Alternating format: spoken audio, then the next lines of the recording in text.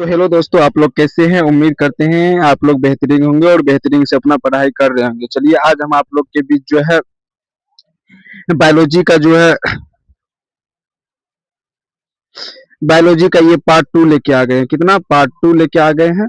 इससे पहले हम पार्ट 1 को जो ना पूरे बेहतरीन से बेहतरीन समझ गए थे। ठीक है, अगर आप लोग कोई हमारे चैनल पे न्यू है तो आप इस चैनल को सब्सक्राइब कर लीजिए, ताकि जितना भी वीडियो हम डालेंगे तो इसका नोटिफिकेशन आपको सबसे पहले प्राप्त होता रहे। ठीक है, तो चलिए आज का वीडियो जो है बिना देरी किए हुए शुरू करते हैं। ठीक है, वीडियो देखिए, वीडियो पूरा कंटेंट के साथ रहेगा और आप लोग बेहतरीन से इसको समझिए और बेहतरीन से जो इसका रिजल्ट आप लोग को मिलेगा। ठीक है, देखिए पहला क्या है, जीवों यानी कि जीवों कितने जीव जो है कितने कोशिका का होता है। देखिए जीव जो है दो कोशिका के होते हैं। जीव जो है कितने कोशिकाएं पे आधारित रहते हैं, यानी कि दो प्रकार के होते हैं। जैसे मान लीजिए एक एक कोशिकीय जीव होता आपका होता है दो कोशिकीय बहुकोशिकीय जीव, सॉरी, एक कोशिकीय जीव और होता है आपका बहुकोशिकीय जीव। अब बताइए एक कोशिकीय जीव क्या होता है और बहुकोशिकीय जीव क्या होता है? आप लोग को पता है एक कोशिकीय जीव और बहुकोशिकीय जीव होता है क्या? अगर 9 क्लास पढ़ चुके हैं तो आप लोग बेहतरीन से समझ में आ गया होगा कि एक कोशिकीय जीव और बहुकोशिकीय जीव होता क्या है। देखिए एक कोशिकीय जीव वे जीव जो केवल एक ही कोशिका के बने होते हैं उसे क्या कहते हैं? एक कोशिकीय जीव कहते हैं। यानी कि वे जीव जो कितने कोशिका के बने होते हैं, वो एक ही कोशिका से बने होते हैं, उसको क्या कहते हैं? यानी कि एक कोशिकीय जीव कहते हैं। और एक से अधिक कोशिका के जो बना होता है उसे क्या कहते हैं? बहुकोशिकीय जीव। जो कि ना देखिए इसमें क्या क्या ये जीव जो लाखों करोड़ों कोशिकाओं से बने होते हैं उसे क्या कहते हैं? यानी कि बहुकोशिकीय जीव कहते हैं। इसका डिफिनेशन सही से ऐसे बता देते हैं हम। एक या एक दो या दो से अधिक कोशिका से जो बना होता है उसे क्या कहते हैं? बहुकोशिकीय जीव कहते हैं। एक कोशिकीय जीव में देखिए, एक कोशिकीय जीव में यानी क्या क्या आता है, इसका उदाहरण क्या होता है? देखिए अमीबा होता है। क्या होता है? अमीबा। अमीबा देखिए एक कोशिकीय जीव है, सिर्फ इसमें क्या होता है? एक ही कोशिका पाया जाता है, उसे क्या कहते हैं? अमीबा कहते हैं। ठीक है, अब उदाहरण के लिए अमीबा हो गया, उसके बाद बैक्टीरिया हो गया। ठीक है, इसमें जो है एक पैरामेसियम आता है, वो भी हो गया, जो जिसमें इसमें जो है कि एक ही कोशिका पाया जाता है। ठीक है, अब बताइए अमीबा भोजन कैसे करता है? अमीबा भोजन के यानी कि किस प्रकार से भोजन करता है? देखिए ये अमीबा का चित्र है। क्या है ये? अमीबा का चित्र। अगर इसको भोजन यानी कि आस-पास में क्या दिखेगा? इसको भोजन दिखेगा, तो भोजन दिखने से पहले इसके किसका निर्माण, ये मान लीजिए ये भोजन है। ये भोजन के पहले क्या किसका निर्माण करेगा? फुटपाथ का निर्माण करेगा। किसका निर्माण करेगा? पहले फुटपाथ का निर्माण करेगा, उसके बाद इसको क्या करेगा? धीरे-धीरे अपनी ओर से फिर चारों ओर तरफ से इसको क्या कर लेगा? घेर लेगा। ठीक है? तो इसी प्रकार से वो अपना भोजन करता है। ठीक है? अब बहुकोशिकीय जीव क्या होता है? देखिए बहुकोशिकीय जीव तो पता चल गया आप लोग को बहुकोशिकीय जीव होता है क्या। अब बहुकोशिकीय जीव यानी कि उदाहरण क्या-क्या होते हैं? देखिए बहुकोशिकीय जीव में यानी कि अनेक प्रकार के उदाहरण होते हैं, जैसे मनुष्य हो गया, पेड़-पौधे, मछली हो गया, जैसे ये शेर हो गया। ये सब क्या है? बहुकोशिकीय जीव। इसमें जो है एक से अधिक यानी कि कोशिका से मिलके बना होता है। ठीक है, देखिए अब एक कोशिका, बताइए कोशिका यानी कई कोशिका मिलता है तो क्या बनता है? एक उत्तक बनता है। क्या बनता है? देखिए कई कोशिका के मेल से क्या बन जाता है? एक उत्तक बनता है। ठीक है, फिर कई उत्तक जो मिलता है ना, तो उसके बाद क्या बनता है? अंक बनता है। कई उत्तक के मिलने से क्या बनेगा? पहले देखिए कई कोशिका मिलेगा तो अंक बनेगा, और सॉरी, कई कई जो है कि कोशिका मिलेगा तो उसको उत्तक का निर्माण करता है, और कई उत्तक का निर्माण जब कई उत्तक मिलता है तो अंक का निर्माण होता है। ठीक है, तो उसी प्रकार से कई अंक अगर मिलेगा तो उसका अंक तंत्र बनेगा, और कई अंक तंत्र बनने से तब एक क्या बनता है? जीव बनता है, एक मनुष्य बनता है, या एक जो मछली बनता है। इसी प्रकार से इसका श्रृंखला से बनता है। देखिए पहले बनेगा क्या? शरीर से जो विकास होता है उसके पहले क्या बनता है? पहले कोशिका बनेगा, उसके बाद उत्तक बनेगा, अंक बनेगा, उसके बाद क्या बनेगा? अंक तंत्र बनेगा, उसके बाद क्या बनेगा? जीव। तो इसी प्रकार से जो ये बहुकोशिकीय में आता है। एक कोशिकीय और बहुकोशिकीय आप लोग बेहतरीन से समझ गए। चलिए आगे देखते हैं आगे क्या है। देखिए आगे क्या बता पादप पोषण के लिए आधार का वर्गीकरण की पादन जो है, पादप जो है पोषण के लिए जो है क्या क्या करता है? देखिए पादप जो होता है ना, तीन तरह के होते हैं। कौन पादप? कितने तरह के होते हैं? तीन तरह के। पहला आपका हो गया क्या? स्वपोषी पादप, उसके मृत मृत जो है जीवी पार्श्व, उसके बाद परजीवी पार्श्व। अब बताइए ये तीनों जो है एक अलग-अलग जो है प्रकार के जो है पादप है। अब पहले क्या आता है? स्वपोषी पादप में क्या आता है? देखिए स्वपोषी में क्या करता है? ये अपना भोजन स्वयं बनाता है। जैसे पेड़-पौधे हो गया, ये क्या करते हैं? अपना भोजन स्वयं बनाते हैं। पेड़-पौधे के लिए क्या चीज़ की आवश्यकता है? देखिए जैसे हरे पेड़ है, ये पेड़-पौधे होते हैं, इसको क्या चीज़ की आवश्यकता होती है? देखिए ये भोजन बनाने के लिए, अपना भोजन यानी कि ग्रहण करने के लिए इसकी कम से कम जो 4-5 चीज़ की आवश्यकता होती है। पहले क्या है? पहले सबसे पहले आपके सूर्य के प्रकाश की इसको बहुत ज़रूरी है। जैसे सूर्य के प्रकाश में क्या करते हैं? ये प्रकाश की रोशनी लेती है, जिससे और इससे क्या होता है? यानी कि कार्बन डाइऑक्साइड क्या लेता है? ये कार्बन डाइऑक्साइड, CO2 इसको भी बहुत जरूरी है। ठीक है, CO2 के बाद होता है जल लेता है, जिसको वाटर बोलते हैं, H2O, जल का सूत्र होता है H2O। ठीक है, उसके बाद जो है अपना प्रकाश संश्लेषण करके क्या करता है, अपना ये भोजन बनाता है, ठीक है।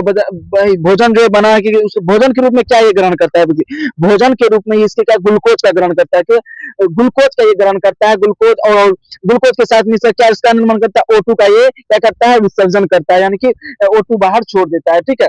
इसके लिए क्या चीज का आवश्यकता होती है, सूर्य का प्रकाश होता है, उसके बाद होता है CO2 का आवश्यकता होती है, H2O का होता है, H2O जल, उसके बाद ये खनिज लवण किसका क्या होता है, आवश्यकता है। तब ये क्या करता है, अपना पादप सोपोसी जो है, सोपोसी पादप अपना भोजन को क्या करता है, ग्रहण करते हैं, बनाते हैं और खाते हैं, ठीक है। उसी प्रकार से आगे आपका दूसरा में क्या है, देखिए दूसरा में आपका आ गया दूसरा में है मृत जीवी, क्या आ गया, दूसरा में है आपको मृत जीवी। मृत जीवी जो है वो किस प्रकार के भोजन करते हैं, देखिए ये सारे मृत जीवी जो है सड़े गले पदार्थों से अपना क्या करते हैं, भोजन प्राप्त करते हैं। मृत जीवी जो होते हैं ये सड़े गले, जैसे हो गया ये देखिए लकड़ी जो देखे होंगे कभी, जो इसको मशरूम यानी कि गोबर छत्ता इसको बोलते हैं और कवक बोलते हैं, ठीक है। गोबर छत्ता से जो है ये देखिएगा, ये सड़े गले चीजें पे जैसे बहुत दिन का जो लकड़ी रखा हुआ है उसको पे छत्ता देखने को मिलेगा, उसको मशरूम कहते हैं या तो उसको गोबर छत्ता कहते हैं। ये अपना सारे गले पदार्थ क्या करता है, अपना भोजन बना, जैसे हो गया या इष्ट हो गया, और मशरूम, मशरूम को ही हम क्या बोलते हैं, गोबर छत्ता। ये सारे गले पदार्थ से क्या करते हैं, अपना भोजन प्राप्त करते हैं। उसी प्रकार से आगे आपका क्या,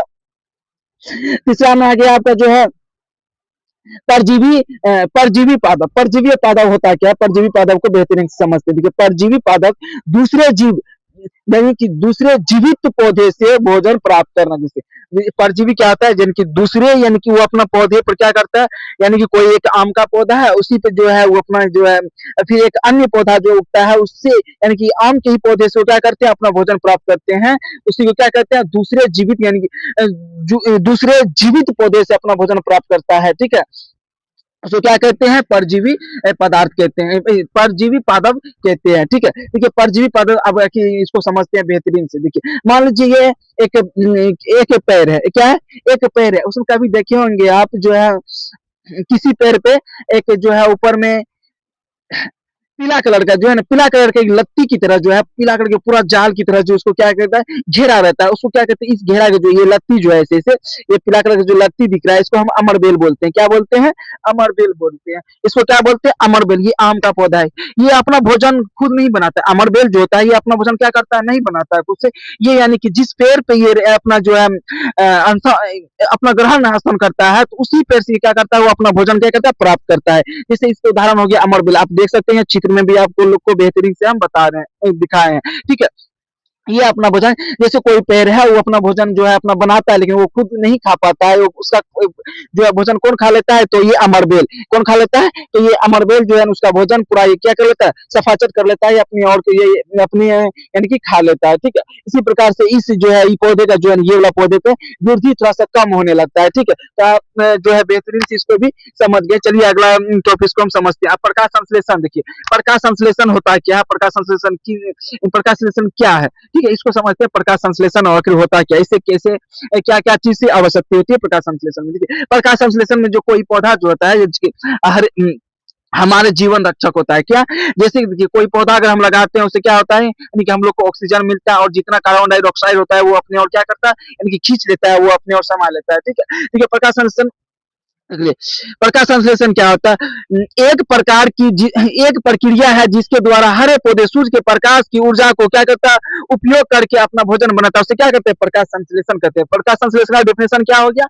यानी कि प्रकाश संश्लेषण का डेफिनेशन क्या होगा, एक प्रक्रिया है जिसके जिसके द्वारा हरे पौधे यानी कि हरे जो पौधे होते हैं वो सूर्य के प्रकाश की यानी कि ऊर्जा से क्या करते हैं, अपना भोजन ग्रहण करता है या भोजन बनाता है, उसे क्या कहते हैं, यानी कि प्रकाश संश्लेषण करते हैं। देखिए ये पेड़ पौधा है, इसको आगे क्या चीज की आवश्यकता होती है, अभी पहले हम बता चुके हैं क्या चीज की आवश्यकता है, इसको देख लीजिए क्या चीज की आवश्यकता है। पहले सूर्य के प्रकाश का होना बहुत जरूरी है, क्या है, सूर्य का प्रकाश होना। जब कोई पौधा अपना भोजन बनाता है, जैसे हम लोग खाना बनाते हैं तो आग का होना क्या है, जरूरी है। जैसे गैस पे बनाते हैं तो गैस का भी होना जरूरी है, जैसे चूल्हे पे बनाते हैं देसी तरीका से तो उसमें क्या जलावन की होना जरूरी है। इसीलिए क्या है, पेड़ पौधे जब अपना भोजन बनता है उसके लिए क्या चीज का आवश्यकता होती है, उसको जो है यानी सूर्य के प्रकाश की क्या है, बहुत आवश्यकता होती है। उसके साथ में CO2 ये कार्बन डाइऑक्साइड की क्या होता है, इसको बहुत इंपॉर्टेंट होता है ये कार्बन डाइऑक्साइड। इसको भी जो है कार्बन डाइऑक्साइड जब तक नहीं रहेगा तो ये अपना भोजन को पूरा यानी प्राप्त नहीं कर पाएगा। उसके बाद जल होता है, उसके बाद होता है क्या, ये क्लोरोफिल यानी कि जल होता है, ठीक है। जल के बाद जो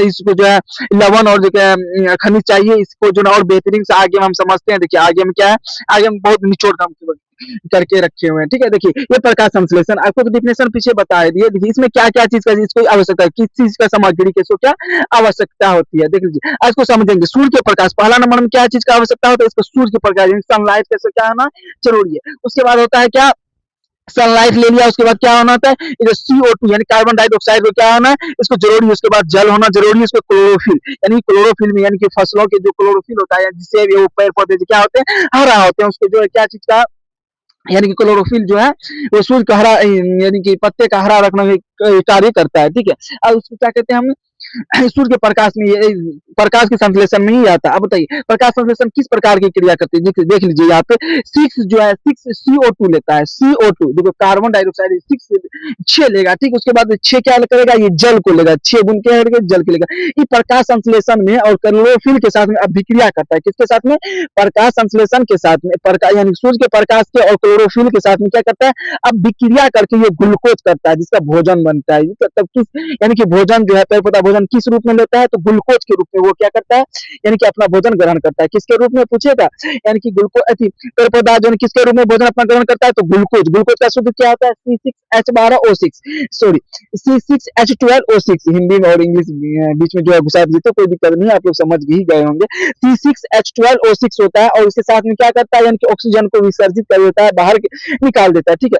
भोजन का निर्माण इसी प्रकार से करता है, ठीक है। तो आई होप आप लोग जो बेहतरीन से इसको समझ रहे होंगे। चलिए आगे का जो है कंटिन्यू करके रखते हैं, आगे क्या रहता है उसको समझते हैं। अब आता है अब क्या आता है कि प्रकाश संश्लेषण की क्रिया क्या होती है, ठीक है। प्रकाश संश्लेषण की प्रक्रिया में सूर्य क्या होता है, विकिरण होता है। क्या है, सूर्य का क्या होता है, विकिरण होता है। देखिए सूर्य का क्या हो रहा है, विकिरण हो रहा है, जो विकिरण होने के बाद क्या करता है अपने यानी कि विकिरण करके ऊर्जा में बदलता है और रासायनिक ऊर्जा को स्थिरीकरण करता है, ठीक है। उसी प्रकार से जो अपना ये क्या करते हैं, भोजन ग्रहण करता है। तो अब आता है यानी कि पादप कोशिका में रासायनिक ऊर्जा ग्लूकोज के रूप अणुओं के रूप में वांछित करता है, किसके रूप में, यानी कि पूछेगा ऑब्जेक्टिव प्रश्न है कि पत्ते पेड़ पौधे जो है वो किसके रूप में यानी कि अपना भोजन ग्रहण करता है, तो यानी कि ग्लूकोज के रूप में क्या करता है, वो अपना ग्रहण करता है, ठीक है। तो वो रासायनिक ऊर्जा के थ्रू करता है, ठीक है। तो आई होप आप लोग बेहतरीन से इसको समझ गए होंगे। तो चलिए इसी प्रकार से आपके बीच हम पूरी बेहतरीन से बेहतरीन वीडियो लाते रहेंगे। आज के लिए इतना ही, आई होप कि आप लोग बेहतरीन से समझ गए। चलिए आज के लिए इतना ही, जय हिंद जय भारत, थैंक यू एवरीवन।